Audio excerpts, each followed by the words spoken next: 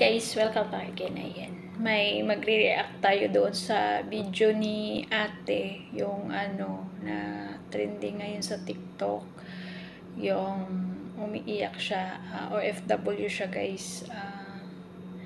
Tignan natin guys yung yung video ni ate, nakakaiyak, nakakalungkot kasi naging emotion si ate guys. Okay? Para sa mga katulad kong OFW, mag-ipon kayo para sa sarili nyo.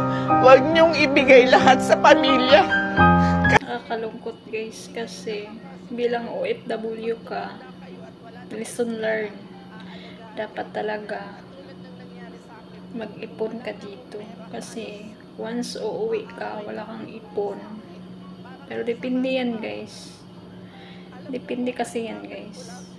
Kaawa lang si ate kasi para siyang sa anak niya. Kaya salute ako sa mga OFW na tinitiis nila yung pagod, puyat, kahit wala silang ipon, basta makakapadala lang sila ng pera sa kanilang Ginawa mo, sana hindi rin gawin ng anak mo, magiging anak mo yung ginawa mo sa akin. Guys, naawa ko doon ni ate guys, parang na din yung emotion ko doon. Pero ate,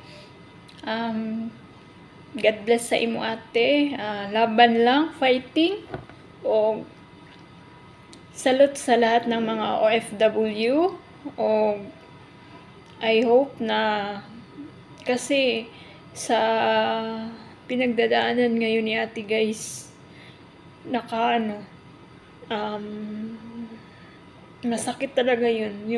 Yung itakwil ka sa pamilya mo, itakwil ka sa mga anak mo kasi wala ka ng pera.